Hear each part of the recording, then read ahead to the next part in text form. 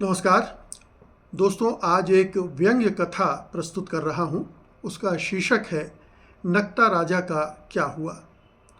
दोस्तों, वैसे तो किसी के शारीरिक दोषों पर हंसी मजाक नहीं किया जाना चाहिए, लेकिन हम जानते हैं कि हमारे सार्वजनिक संवाद में ये अक्सर प्रयुक्त होते हैं।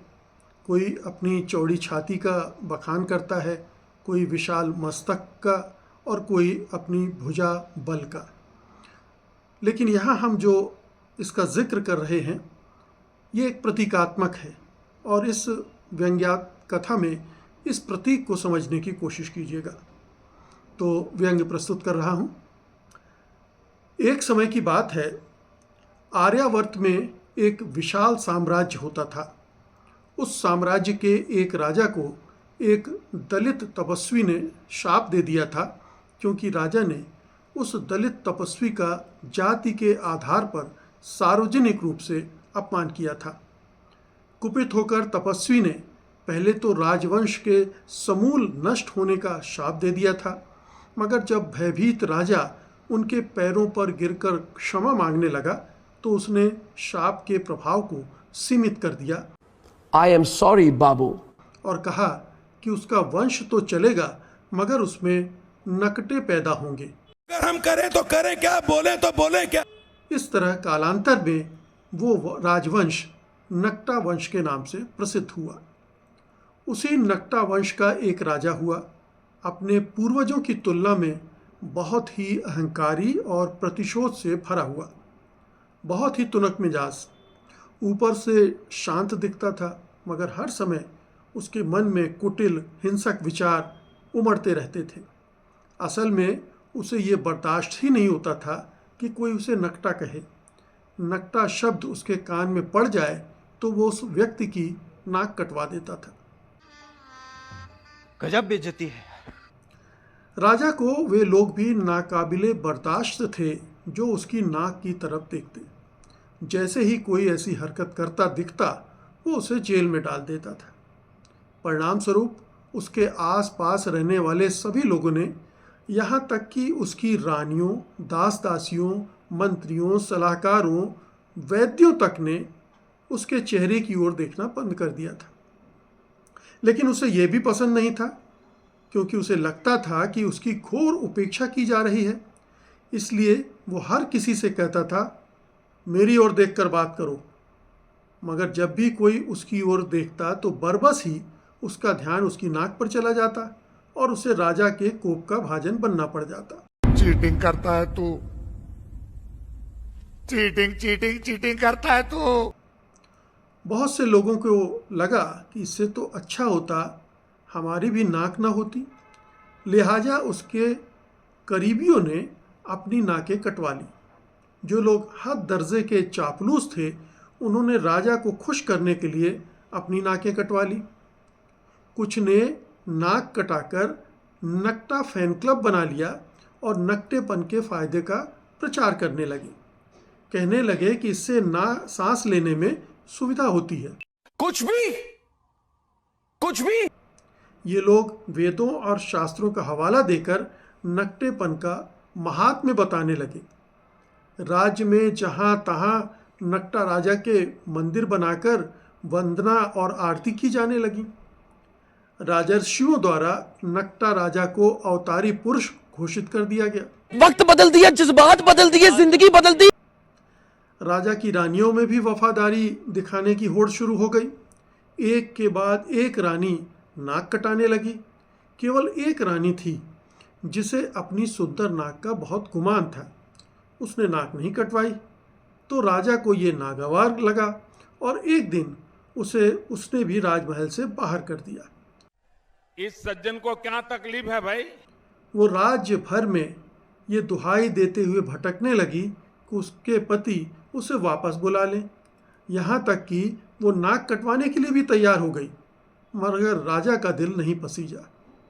लेकिन राजा को इससे भी संतोष नहीं मिला। मिलता भी कैसे? आखिर नाक का सवाल था। नाक नीचे हो जाए इस चक्कर में लोग हत्याएं कर देते हैं, खुदकशी कर लेते हैं। ये तो मामला पूरी की पूरी नाक न होने का था। आप कह सकते हो कि राजा को परेशान नहीं होना चाहिए था, क्योंकि उसकी नाक न तो नीची हो सकती थी और ना ही ऊंची, क्योंकि वो तो थी ही नहीं। नाक की जगह 2 बड़े बड़े छिद्र भर थे।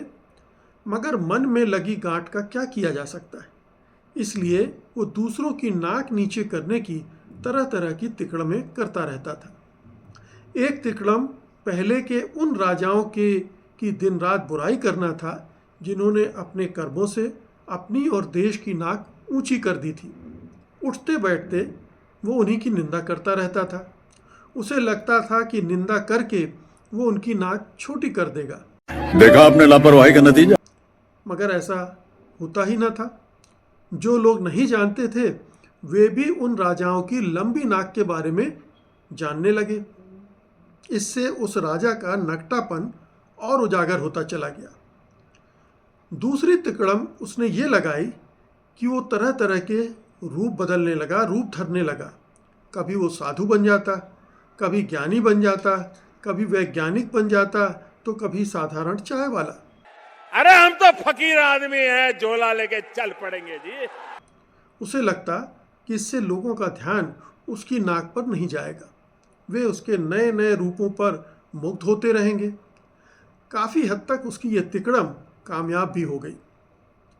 तीसरी तिकड़म झूठ बोलना था। अपनी नाक छिपाने के लिए वो तरह तरह के झूठ बोलता था। पड़ोसी देश उसकी भूमि पर कब्जा कर ले तो वो ऐसे जताता था मानो कुछ हुआ ही ना हो, या फिर किसी छोटे देश पर छोटा सा हमला करके उसे बढ़ा चढ़ा कर बताता था। झूठ बोलो, बार बार झूठ बोलो, जो भी बोल सकते हैं सब झूठ बोलो। चौथी तिकड़म ये थी कि प्रजा का ध्यान अपनी नाक पर पड़ने ही न दो। उसे ऐसे कामों में उलझा दो कि वो राजा की नाक के बारे में कभी सोचे ही ना। इसके लिए वो तमाम तरह के प्रपंच रचता, नए नए विवाद खड़े करता, राज्य की तरक्की के झूठे आंकड़े प्रचारित करता, ढिंढोरा पिटवाता कि दुनिया उसे चक्रवर्ती सम्राट मानने लगी है। दरअसल नकटा राजा समझदार होता तो उसे ये सब न करना पड़ता। वो अच्छे काम करके देशवासियों की निगाह में कटी नाक के बावजूद अपनी नाक ऊंची करके रह सकता था। लोग अच्छे व्यक्तियों के नाक कान नहीं देखते, रंग रूप नहीं देखते। व्हील चेयर पर पड़े वैज्ञानिक स्टीफन हॉकिंस का सम्मान पूरी दुनिया करती थी, मगर वे किसी हीन भावना से पीड़ित नहीं थे। लेकिन नकटा राजा की तो बुद्धि ही भ्रष्ट थी। राजा के दरबारी और मंत्री उसकी इस कमजोरी का फायदा उठाना जानते थे। वे उसकी चापलूसी में नए नए आइडिया देते रहते थे। जान दे देंगे इसके लिए, क्या बात कर रहे हो आप? एक मंत्री ने उसे सलाह दी कि राज्य में अगर नकटों का बहुमत हो जाए तो ये समस्या खत्म हो जाएगी। मंत्री की सलाह पर राजा ने एक पुरस्कार योजना शुरू कर दी, जिसके तहत बहुतों ने अपनी नाकें कटाकर पुरस्कार जीते। लेकिन अभी भी बहुमत नाक वालों का ही था। नकटे 30-35% से आगे बढ़ ही नहीं रहे थे। राजा इसी सोच विचार में लीन रहने लगा। उसे भूख लगती न प्यास। देश विदेश से वो फल फूल मंगाता, मगर खाने का मन ही न करता। वो अनिद्रा का भी रोगी हो गया, रात रात भर जागता। हालांकि प्रचार ये करता कि वो प्रजा की भलाई के लिए 24 में से 28 घंटे काम करता है। जब कभी राजा आईने में अपनी नाक देखता तो और भी क्रोधित हो जाता। दिनों दिन उसकी सेहत खराब होने लगी। उसे कई तरह के मनोरोगों ने घेर लिया। वैद्य राज की तमाम औषधियाँ बेकार साबित होने लगीं। तभी एक दिन प्रधानमंत्री ने राजा को एक ऐसी सलाह दी जिससे वो एकदम से खिल उठा। प्रधानमंत्री ने राजा को सुझाव दिया कि एक फरमान जारी कर दिया जाए जिसके मुताबिक केवल उन्हें ही देशभक्त माना जाएगा जिनकी नाक कटी होगी। यानी जो नकटा है वही देशभक्त होगा और बाकी सब देशद्रोही। अभी मजा आएगा ना भिड़ो। नकटे तो इससे बहुत खुश हो गए। उन्होंने राजा का जय घोष शुरू कर दिया। नकटा नकटा हर तरफ गूंजने लगा, मगर जनता में एकदम से अफरा तफरी फैल गई। वाह क्या सीन है, वाह क्या सीन है। स्त्री पुरुष बूढ़े बच्चे जवान सब के सब परेशान। कुछ साहसी लोगों ने इसके खिलाफ मुहिम छेड़ दी और उन्हें समर्थन भी मिलने लगा। ये खबर जब राजा के पास पहुंची तो उसे बहुत गुस्सा आया। उसने अपने गुप्तचरों को इन लोगों की अगुवाई करने वालों के लोगों के पीछे लगा दिया। गुप्तचर उनके बारे में ऐसी सूचनाएं इकट्ठी करके राजा को देने लगे जिनसे उन्हें बदनाम किया जा सकता था या जनता को उनके खिलाफ भड़काया जा सकता था। राज्य भर में मुनादी करवाकर उन लोगों के खिलाफ माहौल बनाया जाने लगा। कुछ को गिरफ्तार करके जेल में भी डाल दिया गया। लेकिन एक बड़ी आबादी थी जो जेल जाने को तो तैयार थी मगर नाक कटाने के लिए नहीं। कौन है ये लोग, कहां से आते हैं? जब राजा की सेना ने ताकत का इस्तेमाल करना शुरू किया तो उसने बगावत कर दी। अब आप सोच रहे होंगे कि आखिर नक्टा राजा की इस कहानी का अंत क्या हुआ। असल में शास्त्रों में इस कहानी के 3 तरह के अंत मिलते हैं। एक में प्रजा ने उस राजा के महल को घेर लिया और उसे सिंहासन छोड़ने के लिए मजबूर कर दिया। फिर उसे कारागार में डालकर विधि सम्मत ढंग से दंड दिया गया। खत्म, bye bye, tata, good bye. दूसरे अंत में बढ़ते विरोध ने राजा को मजबूर कर दिया और उसने महल की गुप्त सुरंग से भागकर किसी दूसरे देश में शरण ले ली। वहाँ उसने एक पराश्रित के रूप में अपना बाकी का जीवन व्यतीत किया। तीसरे अंत में राजा को अपनी गलती का एहसास हो गया।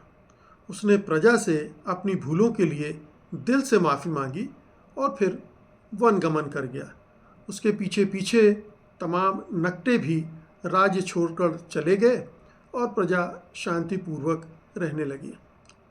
आप कमेंट बॉक्स में बता सकते हैं कि इन तीनों अंत में से कौन सा अंत सही हो सकता है, और अगर कोई चौथा अंत आपको सूझता हो तो वो भी आप इसमें दर्ज कर सकते हैं। अंत में एक और बात जो छूट गई कहानी में वो भी बता दूं। जिस तपस्वी ने शाप दिया था उसने राजा को शाप की मुक्ति के उपाय भी बताए थे। उसने कहा था जिस दिन नक्टा वंश का कोई राजा अहंकार, आडंबर, असत्य और अशोभनीय आचरण छोड़ देगा उसके वंशजों की नाकें वापस लौट आएंगी। मगर नक्टा वंश के राजाओं ने अहंकारवश उन उपायों को भुला दिया और फिर अपनी करनी का फल भुगता। दोस्तों, आज की ये व्यंग्य कथा आपको कैसी लगी हमें ज़रूर बताइएगा। कमेंट बॉक्स में मैं आपकी टिप्पणियाँ देखना चाहूँगा। बहुत बहुत शुक्रिया आपका। धन्यवाद। नमस्कार।